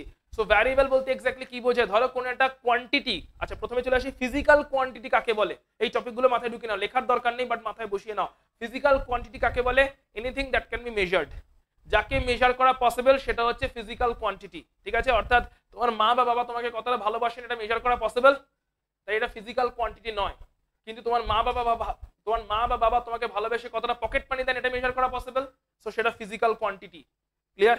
সো ফিজিক্যাল কোয়ান্টিটি যেটা হচ্ছে মেজার করা পসিবল, এই ফিজিক্যাল কোয়ান্টিটি কে এক্সপ্রেস করার জন্য যে প্যারামিটারটাকে নেওয়া হয় তাকেই বলে ভ্যারিয়েবল। কোন একটা ফিজিক্যাল কোয়ান্টিটিকে, যাকে কিনা মেজার করা হচ্ছে, তাকে এক্সপ্রেস করার জন্য যে প্যারামিটারটাকে ইউজ করা হয়, কোয়ান্টিটিকে এক্সপ্রেস করা হচ্ছে যে প্যারামিটারের থ্রু দিয়ে, তাকে বলা হচ্ছে ভ্যারিয়েবল। ভ্যারিয়েবল টু টাইপস এর মেনলি হতে পারে। ভ্যারিয়েবলের প্রথম টাইপটা হচ্ছে ডিসক্রিট ভ্যারিয়েবল, যাকে বলে কাউন্টেবল ভ্যারিয়েবল, যেরকম number of anything, number of pieces, number of pens, number of markers, number of books, anything যেগুলোকে কাউন্ট করা পসিবল, কাউন্টের থ্রু দিয়ে মেজার করা হয়। তুমি দোকানে পেন কিনতে গিয়ে নিশ্চয়ই বলবেন আমাকে 1 কিলো পেন দিন, তুমি অবভিয়াসলি বলবে আমাকে 10 পেন্স দিন, 20 পেন্স দিন, 100 পেন্স দিন, পিসেসেই বলবে, নাম্বারসেই বলবে। সো যেগুলো কাউন্ট করা possible they are called countable variable বা ডিসক্রিট ভ্যারিয়েবল। যাদের কাউন্ট করা পসিবল নয় তাদেরকে বলে কন্টিনিউয়াস ভ্যারিয়েবল বা আনকাউন্টেবল ভ্যারিয়েবল। যেরকম যে কোনো কিছু বাই মাস যদি আমরা মেজার করি, দোকানে গিয়ে কিছু একটা কিনতে যাচ্ছ, আটা ময়দা কিনতে যাচ্ছ, অবভিয়াসলি বাই মাসই বলবে। চাল কিনতে গেছো বাই মাসই বলবে না আমাকে 2000 কাউন্টের চাল কাউন্ট করে দিন, এভাবে নিশ্চয়ই বলবে না। 2000টা চাল কাউন্ট করে আমাকে দিন, কি 10,000 সর্ষের দানা কাউন্ট করে আমাকে দিন, অবভিয়াসলি বলবে না। যদিও কাউন্ট করা পসিবল টেকনিক্যালি, কেউ যদি বসে 1-2 মাসের মধ্যে কাউন্ট করে ফেলবে, 1 কেজি চাল নিয়ে কতগুলো চালের দানা আছে কাউন্ট করে ফেলবে, কিন্তু স্টিল সেটা কি সেইভাবে মেজার করা হয়? তো যেহেতু সেটাকে সেইভাবে মেজার করা হয় না, তাই এরা হচ্ছে কন্টিনিউয়াস ভ্যারিয়েবল বা আনকাউন্টেবল ভ্যারিয়েবল। মেনলি এর মধ্যে কোন কোন ভ্যারিয়েবল গুলো পড়ছে? মাস, ডেনসিটি, ঠিক আছে, ভলিউম, লেংথ, এই ধরনের জিনিসগুলো তোমার এই আনকাউন্টেবল ভ্যারিয়েবলের মধ্যে পড়ছে। কাউন্টেবল ভ্যারিয়েবলের মধ্যে কারা পড়ছে? যেগুলো মেনলি নাম্বার অফ পিসেসের থ্রু দিয়ে আমরা মেজার করে থাকি। নেক্সট চলে আসছি আমরা ভ্যারিয়েবলটা। তাহলে কি ভ্যারিয়েবলটা হচ্ছে কোন একটা ফিজিক্যাল কোয়ান্টিটিকে এক্সপ্রেস করা হচ্ছে যেভাবে। আর ফিজিক্যাল কোয়ান্টিটি কি? Anything that can be measured, যাকে মেজার করা possible, that is physical quantity. ঠিক আছে, আচ্ছা, কন্টিনিউয়াস হয়ে গেল, ডিসক্রিট হয়ে গেল। অ্যাকুরেসি এন্ড প্রিসিশন, এইটা বোঝার জন্য আমরা একটা এক্সাম্পলের হেল্প নেওয়ার চেষ্টা করব। এখানেও একটা এক্সাম্পল দেওয়া আছে, বাট আমরা আরো একটা এক্সাম্পলের হেল্প নিয়ে অ্যাকুরেসি এন্ড প্রিসিশনটা একটু ডিপলি বোঝার চেষ্টা করি, কারণ এটা অনেক জায়গায় লাগবে নিউমেরিক্যাল সলভ করতে গেলে। প্রথমে চলে আসছি অ্যাকুরেসি এন্ড প্রিসিশন এই কনসেপ্টটাতে। খানিকটা আইডিয়া আছে, বাট একটু ডিপ আইডিয়া প্রয়োজন এখানটাতে, কারণ এগুলো নিউমেরিক্যাল সলভ করার সময় অ্যাপ্লাই করতে হবে এই কনসেপ্টগুলোকে। আচ্ছা, অ্যাকুরেসি বলতে কি বোঝায়, প্রিসিশন বলতে কি বোঝায়? ধরলাম কোন একটা স্যাম্পল আছে, এনি স্যাম্পল, ঠিক আছে, rock sample, any solid rock sample আছে। ধরে নিচ্ছি এটা মেটিওরাইটের স্যাম্পল, যেটা বাইরে থেকে এসেছিল কোন এক সময় এন্ড পৃথিবীতে পড়েছে, এন্ড সেটা কোন একটা ল্যাবরেটরি, ইন্টারন্যাশনাল ল্যাবরেটরি কালেক্ট করেছে এন্ড তাকে মিউজিয়ামে কনজার্ভ করে রেখে দিয়েছে। বিভিন্ন ইন্টারন্যাশনাল ল্যাবরেটরিতে ওই স্যাম্পলটার মাস ধরলাম মেজার করা হয়েছিল। বিভিন্ন ইন্টারন্যাশনাল ল্যাবরেটরিতে বাই এক্সপার্ট টিম ওই পার্টিকুলার মেটিওরাইট স্যাম্পলটা, যেটা কোনো এক সময় হয়তো বাইরে থেকে এসে পৃথিবীতে পড়েছিল, তার মাস মেজার করা হয়েছে। এন্ড সমস্ত ইন্টারন্যাশনাল ল্যাবরেটরিতে এক্সপার্টদের থ্রু দিয়ে মেজার করে যে কনক্লুশনে এসেছে, অ্যাজিউম করছি যে ওই মেটিওরাইট স্যাম্পলটার মাস ধরলাম 15.14 গ্রাম দাঁড়িয়েছে। ক্লিয়ার? বিভিন্ন রকম যত রকমের ল্যাবরেটরি হতে পারে, টপ ল্যাবরেটরি, যারা রেকগনাইজড ল্যাবরেটরি, সব ল্যাবরেটরিতে সেপারেটলি মেজার করা হয়েছে, যাতে কোথাও যদি ভুল হয় সেটা যেন অন্য ল্যাবরেটরিতে ধরা পড়ে যায়। তো সমস্ত ইন্টারন্যাশনাল ল্যাবরেটরিতে এক্সপার্ট টিম মেজার করেছে, রিপিটেডলি মেজার করেছে, এন্ড রিপিটেডলি মেজার করে ওই স্যাম্পলটার মাস দেখা গেছে 15.14 গ্রাম। তার মানে এটাকে আমি ধরতে পারি ওই স্যাম্পলটা ট্রু ভ্যালু, যেটা অনেক জায়গায় মেজার করা হয়েছে এবং একটা পার্টিকুলার মাসটাই সব জায়গার মেজারমেন্টের রেজাল্টে পাওয়া গেছে। তো এটাকে ধরে নিচ্ছি স্যাম্পলটার ট্রু ভ্যালু। ক্লিয়ার? এটা স্যাম্পলের ট্রু ভ্যালুটা তাহলে কি? যেটা অ্যাবসলিউট ভ্যালু কোন একটা জিনিসের। এখানে আমরা মাস নিয়ে ধরছি, ফিজিক্যাল কোয়ান্টিটি কি এখানে? মাস, যেটাকে মেজার করছি আমরা। এটা কাউন্টেবল না আনকাউন্টেবল? কেমন ভ্যারিয়েবলের থ্রু দিয়ে মেজার করছি? আনকাউন্টেবল বা কন্টিনিউয়াস ভ্যারিয়েবল যেটাকে বলে, তার থ্রু দিয়ে, মাসের থ্রু দিয়ে মেজার করছি। অবভিয়াসলি এখানে কাউন্টের কোনো ব্যাপার নেই। এবং বিভিন্ন ল্যাবরেটরিতে মেজার করে তার অ্যাভারেজ করে ফাইনাল যে কনক্লুসিভ ভ্যালুটাতে আসা হয়েছে সেটা হচ্ছে দিস মাচ, যেটাকে আমি ধরে নিচ্ছি এর ট্রু ভ্যালু। ক্লিয়ার? এবারে ধরো কোন একটা কলেজ থেকে ইন্টার্নশিপে গেছে 4 জন স্টুডেন্ট ওই পার্টিকুলার ল্যাবরেটরিতে। কোন একটি কলেজ থেকে ওই পার্টিকুলার ল্যাবরেটরিতে 4 জন স্টুডেন্ট ইন্টার্নশিপ করতে গেছে, এন্ড 4 জনের মধ্যে কোনো একজন বা দুজনকে সিলেক্ট করা হবে। এন্ড ইন্টার্নশিপে ইন্টারভিউ হিসাবে এই কোয়েশ্চেনটাই দেওয়া হয়েছে, এই স্যাম্পলটা দেওয়া হয়েছে, স্যাম্পলটার মাস মেজার করে দিতে বলেছে। তো 4 জন স্টুডেন্ট, প্রত্যেককে বলা হয়েছে 4টে করে রেজাল্ট নিতে পারবে। তো স্টুডেন্ট এ ধরলাম 4 বার করে মেজারমেন্ট করেছে স্যাম্পলটাকে, তার অ্যাভারেজ নিয়েছে। 4 বারের রিডিং ছিল, আমি ধরে নিচ্ছি, অ্যাজিউম করছি 15.12 গ্রাম, 15.14, 15.19, 15.09। স্টুডেন্ট এর এই 4টে রেজাল্ট পেয়েছিল, 4টে রেজাল্ট নিয়েছিল। একবার কেউ একজন মোবাইল বার করে একটু বলে এর অ্যাভারেজ কত হচ্ছে?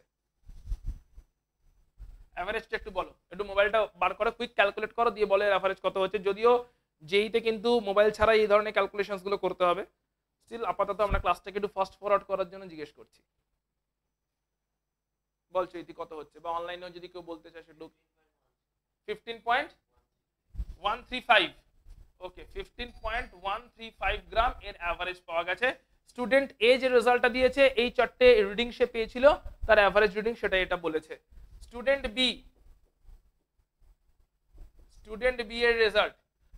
বি এর রেজাল্ট ধরলাম 15.44 গ্রাম, 15.44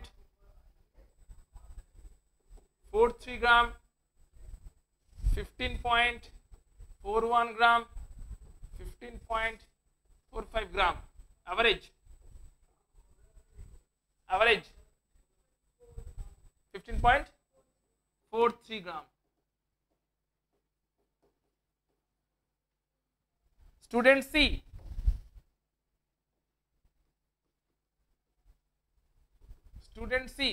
এর রেজাল্ট ধরছি আমি এরকম 15.22 গ্রাম, 14.98 গ্রাম, 15.30 গ্রাম, 14.90 গ্রাম অ্যাভারেজ।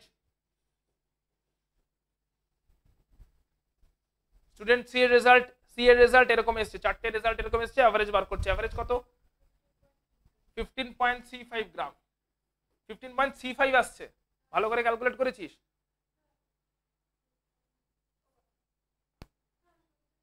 ঠিক আছে, এখানে 8 ইনক্রিজ আছে, এখানে আছে 14 ডিক্রিজ, তাই বল 15.10 গ্রাম, 15.10 গ্রাম। আচ্ছা এটা কাজ কর, তুই এটা কাজ কর, এইটাকে প্রথমটাতে না 15.26 দিয়ে বলতে কত আসছে? 15.11 গ্রাম আসছে। Okay fine. স্টুডেন্ট সি এর এই রেজাল্টটা আসছে 15.26, 14.98, 15.30, 14.90, এভারেজ 15.11। আর স্টুডেন্ট ডি এর রেজাল্ট, স্টুডেন্ট ডি এর রেজাল্ট হচ্ছে 14.92 গ্রাম, 17.10 গ্রাম, 19.24 গ্রাম, 10.15 গ্রাম। স্টুডেন্ট ডি এর রেজাল্ট, চারজনের চার রকম রেজাল্ট পাওয়া গেছে। এখান থেকে অ্যাকুরেসি বুঝতে হবে। ট্রু ভ্যালু 15.14, তো কোন ভ্যালুটা সব থেকে কাছে to the true value? True ভ্যালুর নিয়ারেস্ট ভ্যালু কোনটা? ট্রু ভ্যালুর nearest value 15.135 nearest. Second nearest 15.11। Now তোমাকে অপশন দেওয়া হয়েছিল ইন্টার্নদের মধ্যে দুজনকে চুজ করতে হবে। সোহম দুজনকে চুজ করতে হবে, ঠিক আছে? এটাই অপশন দেওয়া হয়েছিল যে তোমাকে দুজনকে চুজ করতে হবে। তো তুমি বলো কোন দুজনকে তুমি প্রেফার করতে চাও? স্টুডেন্ট এ সি, কে কোন স্টুডেন্টকে প্রেফার করতে চায়? এ সি কে প্রেফার করছে কেউ, এ সির সঙ্গে এগ্রি হলে বলার দরকার নেই, ডিফারেন্ট কোনো প্রেফারেন্স থাকলে বলো। এ সি কে প্রেফার করছে কেউ, ডিফারেন্ট কোনো প্রেফারেন্স থাকলে বলবে। দুজনকে প্রেফার করা হচ্ছে এ এন্ড সি, ডিফারেন্ট কোনো প্রেফারেন্স আছে? নন্দিনী, তনুষা, অদ্রিজা, প্রিয়দর্শিনী, দেবাশ্রী। ওকে, ডিফারেন্ট কোনো প্রেফারেন্স নেই। হ্যাঁ বল দেবাশ্রী, ডিফারেন্ট কোনো প্রেফারেন্স, অন্য কাউকে চুজ করতে চাস? ওকে, তো এ এন্ড সি কে চুজ করতে চায়, এন্ড তোমার জায়গায় আমি হলে আমি এ এন্ড বি কে চুজ করতাম। সো ভালো করে দেখে নাও ডিফারেন্সটা কোথায়। 15.135 আর 15.11 এই দুটো ভ্যালু ট্রু ভ্যালুর সব থেকে কাছাকাছি। Yes or no? ট্রু ভ্যালুর সব থেকে কাছাকাছি, তার মানে দিস ভ্যালুজ আর অ্যাকিউরেট। সো অ্যাকিউরেসি মানেটা কি? Closeness to the true value. কি মানে অ্যাকিউরেসির? Closeness to the true value, অর্থাৎ অ্যাভারেজ এক্সপেরিমেন্টাল ভ্যালু থেকে ট্রু ভ্যালু মাইনাস করলে যে ডিফারেন্সটা থাকে সেটা যত কম হবে তত বেশি অ্যাকিউরেট হবে। ক্লিয়ার? অ্যাকিউরেসি মানেটা লিখে রাখো। অ্যাকিউরেসি মানে হচ্ছে closeness to the true value. True ভ্যালুর কত কাছাকাছি ভ্যালু এসছে, রেজাল্টটা কত কাছাকাছি এসছে।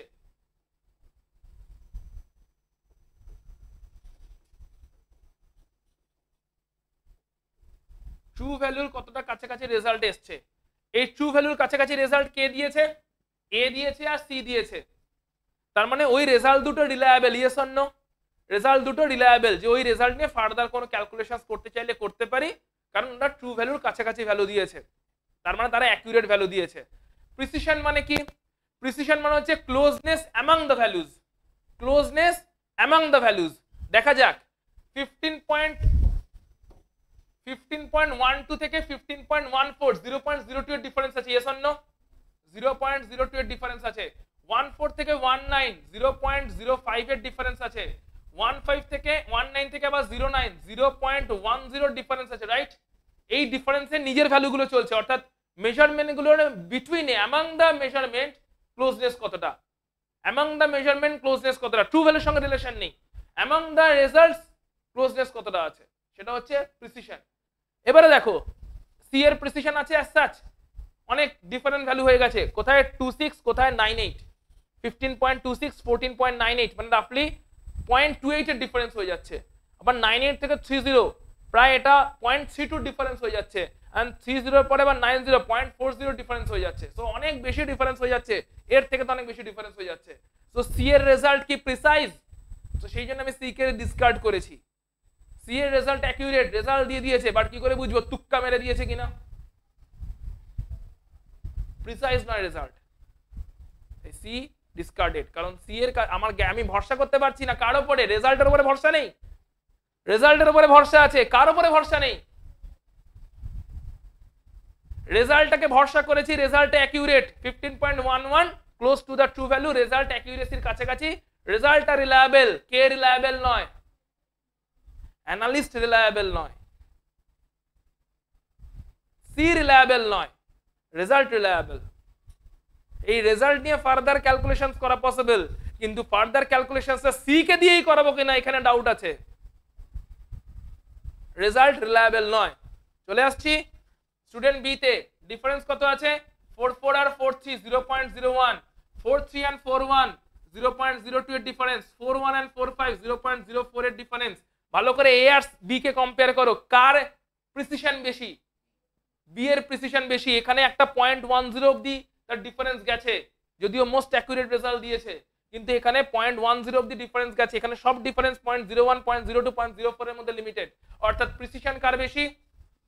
তার মানে বি রিলায়েবল কিনা, বি এর রেজাল্টটা রিলায়েবল নয়, বাট বি নিজে রিলায়েবল।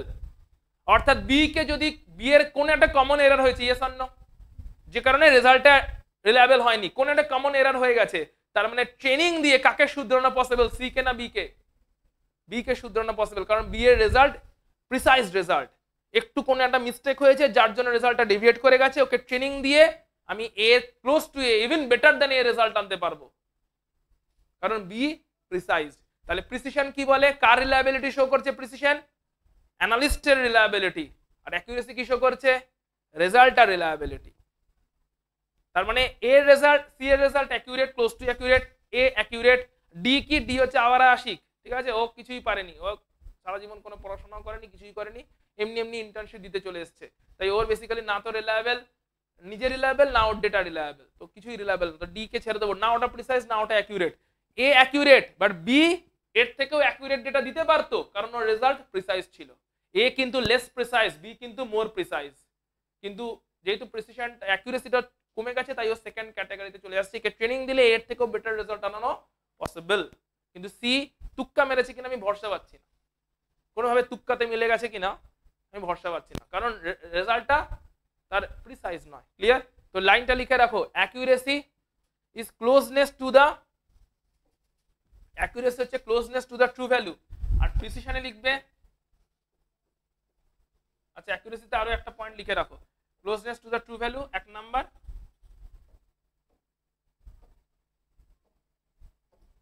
আর 2 নম্বরে এটা লেখো, 2 নম্বরে এটা লেখো, it gives reliability,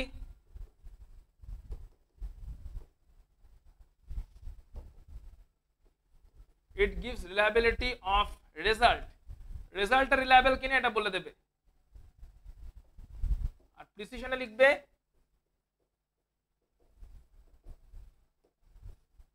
closeness among the values বা among the measured values, closeness among the measured values, যে ভ্যালুগুলো মেজার করছি তাদের মাঝখানে ক্লোজনেস কতটা আছে, closeness among the measured values, clear?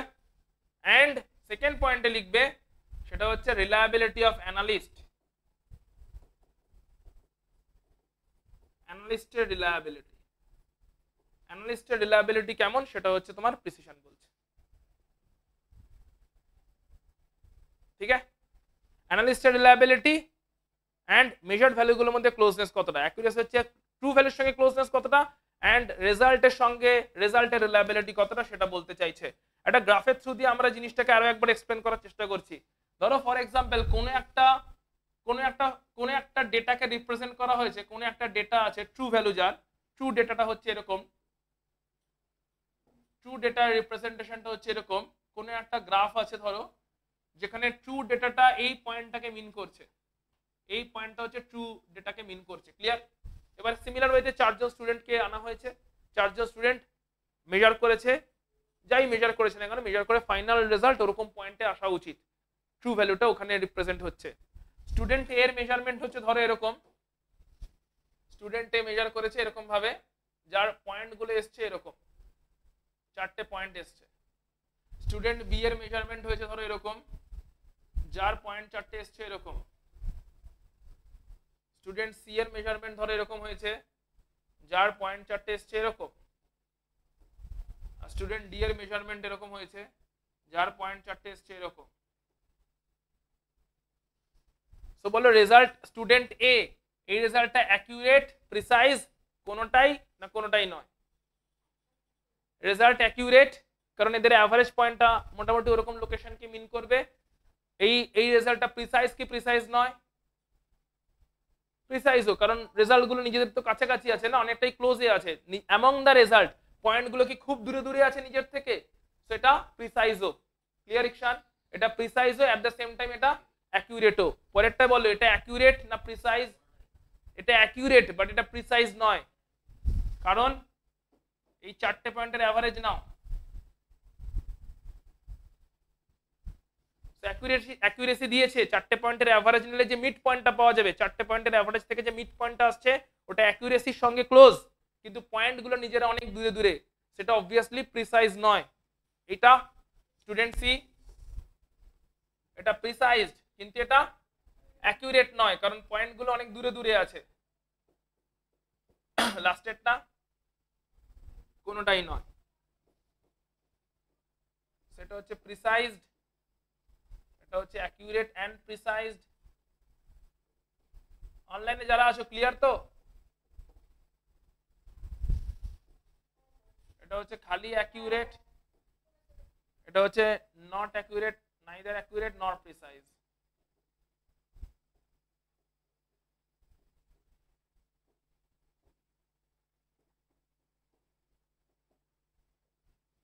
ওকে, তো এটা হচ্ছে আমাদের জেনারেল অ্যাকুরেসি এন্ড প্রিসিশন। তাহলে অ্যাকুরেসি হচ্ছে ট্রু ভ্যালুর সঙ্গে ক্লোজনেস, প্রিসিশন হচ্ছে নিজেদের মধ্যে ক্লোজনেস। ক্লিয়ার? অর্থাৎ ধরো ফর এক্সাম্পল এটা কোনো সিচুয়েশন বলো, ধরো কোনো এক্সাম হয়েছে, ঠিক আছে, দুটো সিচুয়েশন বলছি, কোনটা অ্যাকুরেট কোনটা প্রিসাইজ এটা বলতে হবে, বা তিনটে সিচুয়েশন দিচ্ছি। একটা এক্সাম হয়েছে, এক্সামে একটা ফ্রেন্ডসের গ্রুপ, তারা ফ্রেন্ডসের গ্রুপ 90% রেজাল্ট নিয়ে এসছে, ইচ অফ দেম, কারণ 92, কারণ 93, কারণ 95, but each of them is above 90। একটা গ্রুপ, অন্য একটা group each of them is below 40, 38, 39, 35, 38, each of them সবাই। আর একটা গ্রুপ সেখানে 90ও আছে, 70ও আছে, 60ও আছে, 30ও রেজাল্ট আছে। কোন গ্রুপটা কি কাকে মিন করছে? ফার্স্ট গ্রুপ যেটা অল 90% অ্যাবভ, এই গ্রুপটা থ্রু দিয়ে আমি কোন কোন সিচুয়েশনটাকে মিন করছি?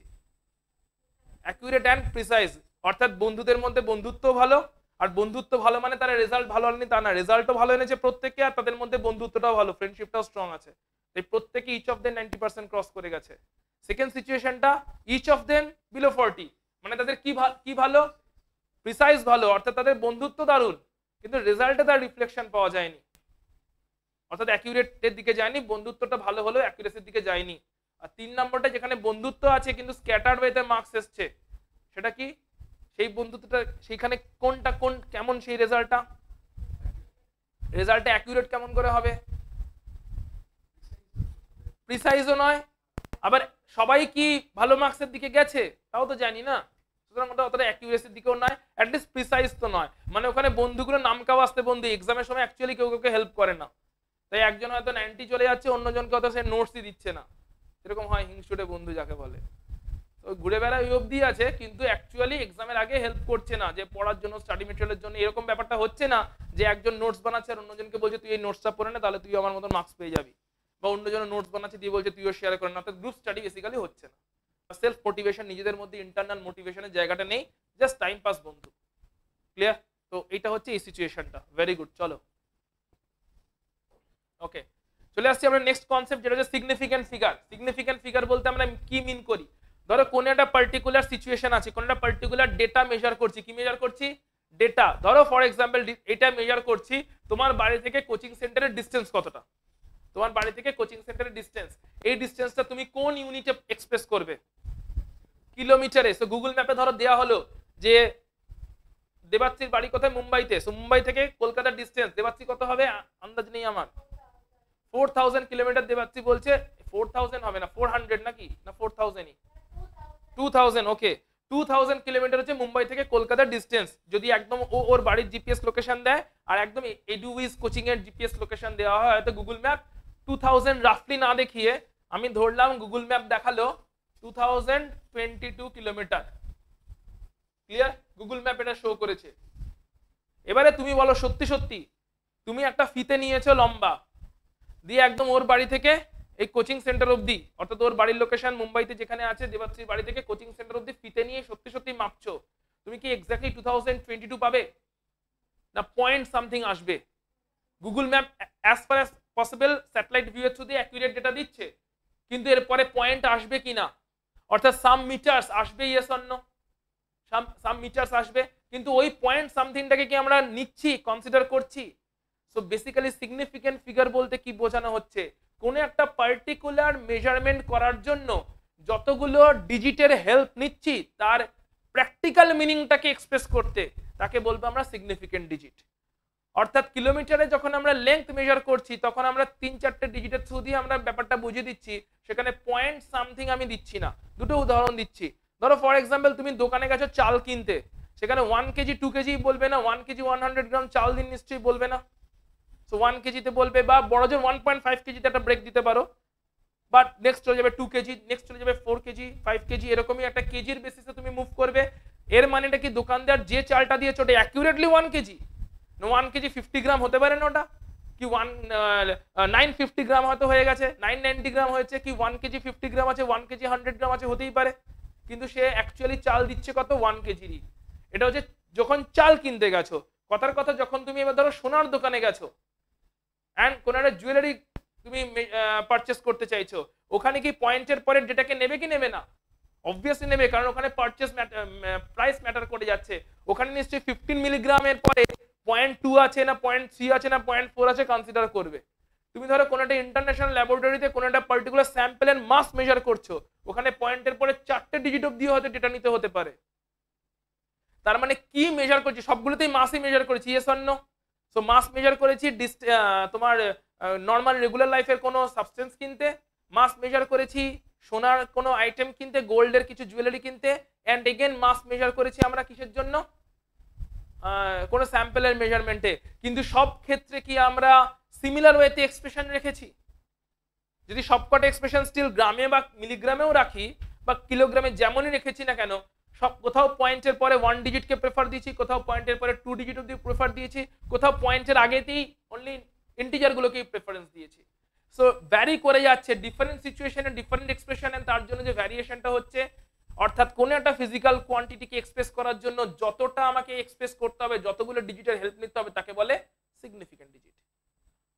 ফর এক্সাম্পল যদি মুম্বাই থেকে এখানে ডিস্টেন্স কেউ অ্যাকুরেটলি মেজার করলো, দিয়ে বললো স্যার আমি অ্যাকুরেটলি মেজার করেছি এন্ড এটা অ্যাকচুয়ালি এরকম, তুমি তাকে কি চ্যালেঞ্জ করতে পারবে কি পারবে না? বলো যে না তোর ভুল আছে মেজারমেন্টে, এটা অ্যাকচুয়ালি এরকম।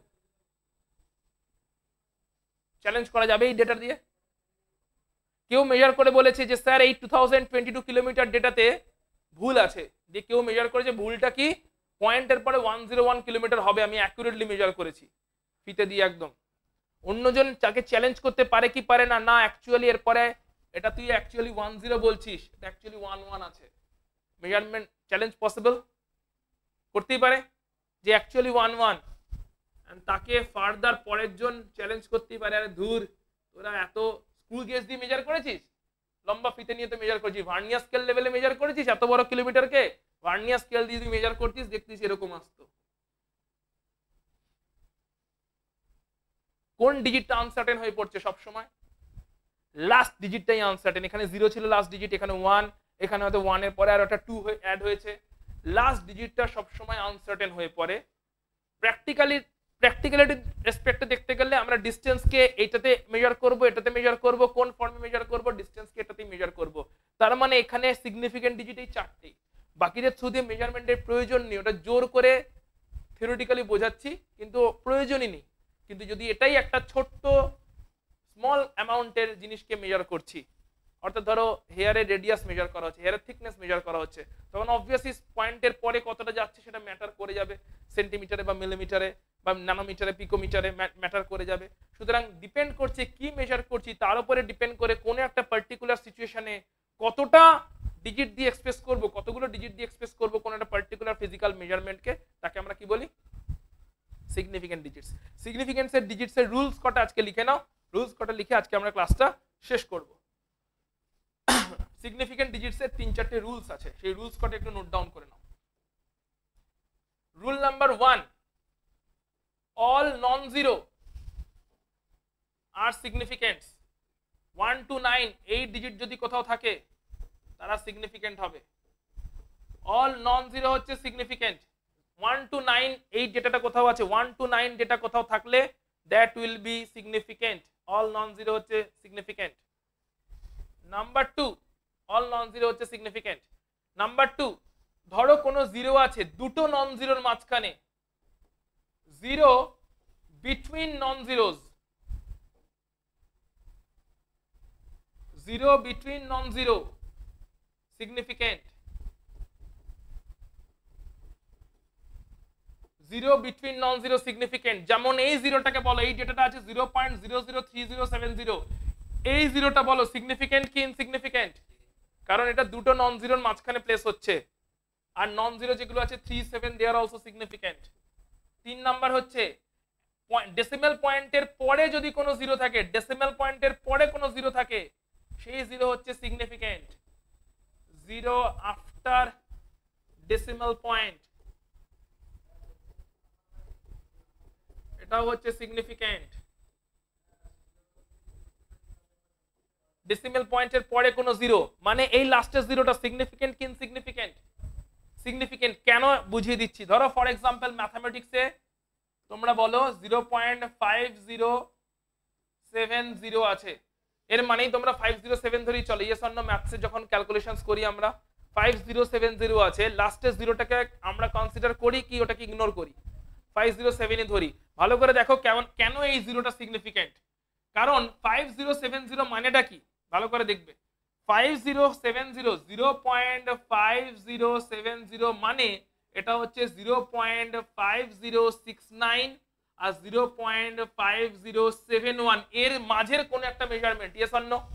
0.5070 মানে 0.5069 আর 0.5071 এর মাঝের একটা মেজারমেন্টকে মিন করা হচ্ছে। এবারে ধরো জিরোটাকে সরিয়ে দাও, যেরকম আমরা ম্যাথসে করে থাকি।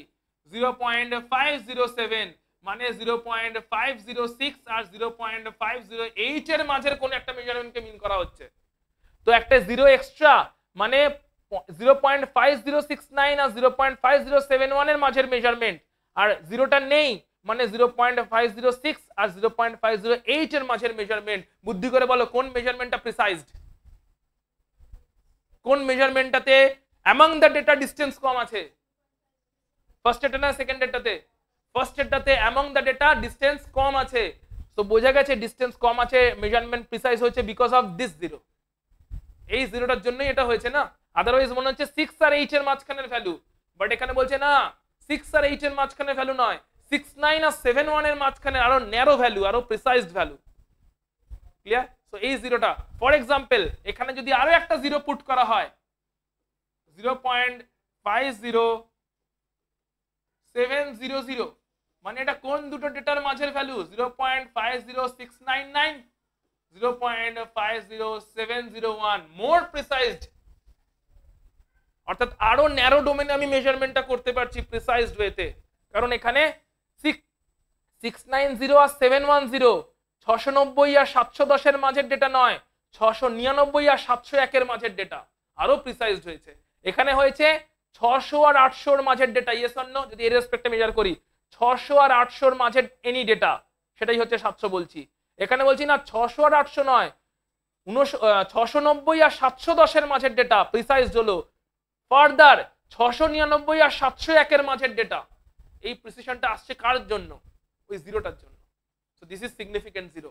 ডেসিমেল পয়েন্টের পরে যদি কোনো জিরো থাকে, লাস্টে যদি জিরো থাকে, this zero is significant zero. আর একটা হচ্ছে যদি কোনো জিরো এই ফার্স্ট নন জিরোর আগে থাকে, ফার্স্ট নন জিরোর আগে, সে ডেসিমেল পয়েন্টের পরের জন্য হোক কি ডেসিমেল পয়েন্টের আগে হোক, ফার্স্ট নন জিরোর আগে কোনো জিরো থাকে, অর্থাৎ zero before first non zero, সেটা হচ্ছে ইনসিগনিফিকেন্ট। ইনসিগনিফিকেন্ট কেন ইনসিগনিফিকেন্ট? জিরো ফার্স্ট নন জিরোকে 3 এর আগের যে জিরো গুলো ইনসিগনিফিকেন্ট। কেন? কারণ এই ডেটাকে এক্সপ্রেস করে দেওয়া যাবে আরামসে 3.070 ইনটু 10 টু দি পাওয়ার -2, অর্থাৎ এই জিরো গুলো কিছুই না, ডেসিমেল পয়েন্টটাকেই বোঝাচ্ছিল। Yes or no?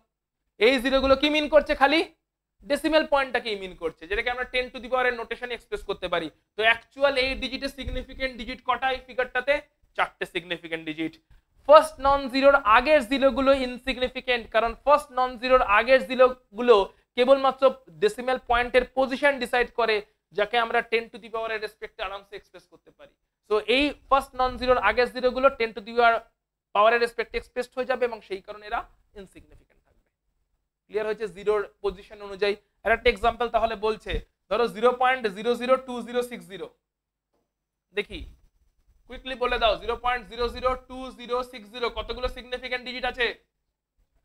অনলাইনে যারা আছো কুইকলি বলো কতগুলো সিগনিফিকেন্ট ডিজিট?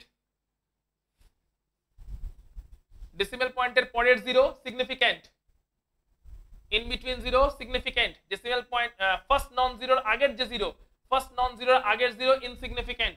সেখানে 4 সিগনিফিকেন্ট ডিজিটস আছে। এটাও বলো, বলছে 4108.0, 4108.0 কতগুলো সিগনিফিকেন্ট ডিজিট আছে? কারণ ডেসিমেল পয়েন্টের পরের জিরো সিগনিফিকেন্ট আর এটাতে ইন বিটুইন জিরো সিগনিফিকেন্ট, সেখানে 5 সিগনিফিকেন্ট ডিজিটস আছে। আর একটা বলছে, সেটাও বলো 70900, 70900 কতগুলো সিগনিফিকেন্ট ডিজিট আছে? 3, কারণ এই লাস্টের দুটো জিরোকে কিভাবে এক্সপ্রেস করে দেওয়া যায়? সেখানে 3 সিগনিফিকেন্ট ডিজিটস আছে, 709 অনলি। বাকি এই যে দুটো জিরো, এই দুটো জিরোকে তো আমরা 10 টু দি পাওয়ার নোটেশনে নিয়ে চলে যেতে পারছি। সো যে জিরোগুলোকে 10 টু দি পাওয়ারের নোটেশনে নিয়ে চলে যাওয়া যায়, এক্সপোনেনশিয়াল 10 টু দি পাওয়ারের ইন্ডিসেসে নিয়ে চলে যাওয়া যায় পাওয়ারে, সেই জিরোগুলো কিন্তু ইনসিগনিফিকেন্ট। বাট এটা ইন বিটুইন জিরো, তাই এটা সিগনিফিকেন্ট।